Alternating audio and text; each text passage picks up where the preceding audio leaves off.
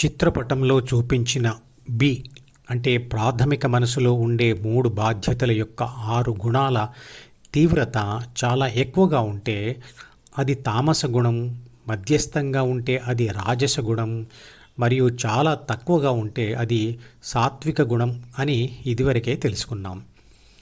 తామస గుణం కలవారు అనేకమైన ప్రాపంచిక కోరికల వలన అనేకమైన పనులు సృష్టించుకొని ధ్యానం చేయడానికి తమకు తగినంత సమయం దొరకడం లేదని, మరియు రాజస గుణం కలవారు ధ్యానం చేయడం శారీరక శ్రమ లేదా కష్టం అనుకొని ధ్యానాన్ని, తపస్సును మరియు దానాలను వదిలివేస్తారు అంటాడు కృష్ణుడు.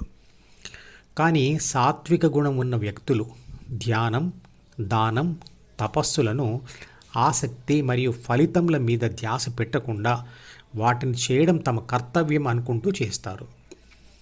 ధ్యానం ద్వారా తామస గుణం రాజస గుణంగా మారి తర్వాత సాత్వికంగా మారిన సాత్విక గుణం కలవారు కూడా బాహ్య ప్రపంచంతో కనెక్ట్ అయ్యే ఉంటారు.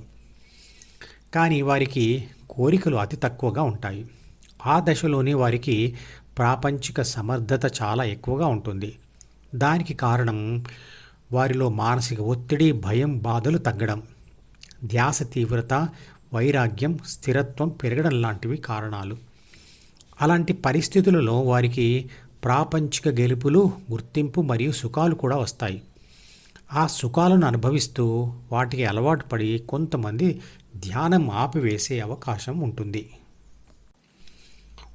ఒకటిగా ఇతర కోరికలను, పనులను, వస్తువులను, సుఖాలను వదిలివేస్తూ ధ్యానం చేస్తూ ఉన్న ధ్యానాసక్తి లేదా ధ్యాన కోరిక ఒకటి మాత్రం చివరి వరకు మిగిలే ఉంటుంది మనసులో.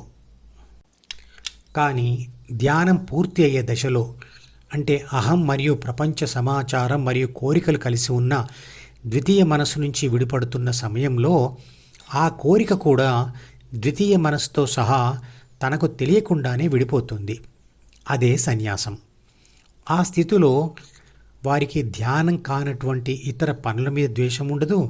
ధ్యానం కూడా ఆసక్తి లేకుండా మరియు ఫలితం ఆశించకుండా సాధకుడి ప్రమేయం లేకుండా దానంతటదే జరుగుతుంది. ద్వితీయ మనసు యొక్క డిలో కోరికలు ఉన్నంత వరకు కొన్ని అనవసరమైన పనులను వదిలిపెట్టగలిగిన అన్ని పనులను మాత్రం వదిలివేయడం సాధ్యం కాదు. కాబట్టి అనవసరమైన పనులు వదిలిపెట్టి కంపల్సరీగా చేయవలసిన పనులను ఫలితాన్ని ఆశించకుండా చేయాలి. ధ్యానం చేయడం వలన ప్రాపంచిక కోరికలు నశించి ప్రాపంచిక బంధం తెగిపోతుంది. అది కాకుండా ఇంకే పనులు చేసినా కోరికలు పెరిగి ప్రపంచ బంధం గట్టిపడుతుంది. ధ్యానం కాని ఒక పని కాగానే మరో కోరికతో మరొక పని అలా చేస్తూనే ఉంటాం. అలా చేసే పనులకు మంచి లేదా చెడు లేదా మిశ్రమ భౌతిక ఫలితాలు ఈ జన్మలోనే వస్తూ ఉన్నా ఆ ఫలితాల ప్రభావం ద్వితీయ మనసు మీద పడి తర్వాత ద్వితీయ మనసు ప్రాథమిక మనసును కూడా మారుస్తుంది. ఆ ఫలితాల ప్రభావంతో మారిన ప్రాథమిక మనసు యొక్క ప్రభావం పునర్జన్మ పొందిన ఆత్మ లేదా ప్రాణశక్తి మీద తరతరాలుగా ఉంటుంది.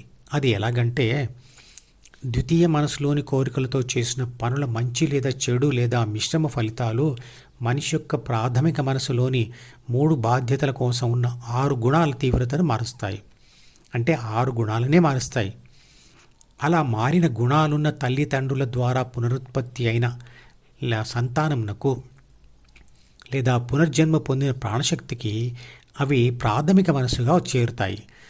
ధ్యానం యొక్క తుది ఫలితం పొందనంత వరకు చేసే అన్ని పనుల ఫలితాలు ఇలా తరతరాలుగా ప్రయాణం చేస్తాయి. కానీ ధ్యాన కోరికతో చేసే ధ్యానం వల్ల అదే జన్మలో వివాహం కంటే ముందే ఆత్మ ద్వితీయ మనసు నుంచి విడిపోతే ప్రాథమిక మనసులోని గుణాల ప్రభావం కూడా క్షీణించిపోయి ఆత్మను శరీర పోషణ, రక్షణ మరియు పునరుత్పత్తి బాధ్యతల కోసం గుణాల ద్వారా ప్రేరేపించడం ఉండదు. అందువలన ప్రాపంచిక కోరికలు మరియు అనుభవాలు ఉండవు.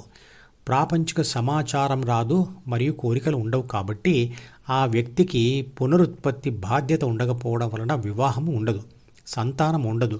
కాబట్టి ప్రాణశక్తికి మనసుతో కూడిన పునర్జన్మ ఉండదు.